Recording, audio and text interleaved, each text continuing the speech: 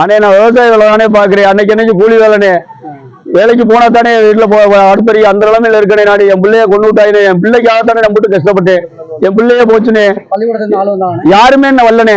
இப்ப பள்ளிக்கூடத்துக்கு நம்ம ஆளுக போய் பார்த்ததுக்கு பள்ளிக்கூடத்தை பூட்டிட்டு போயிட்டானே, யாருமே பள்ளிக்கூடத்துல இல்லனே, பள்ளிக்கூடம் பூட்டி இருக்கிற இன்ன வரைக்கும் யாருமே பள்ளிக்கூடத்துல இருந்து வரல, இவ்வளவு பேர் வந்திருக்காங்கனே, இன்ன வரைக்கும் அந்த பள்ளிக்கூடத்துல இருந்து யாருமே வரலனே.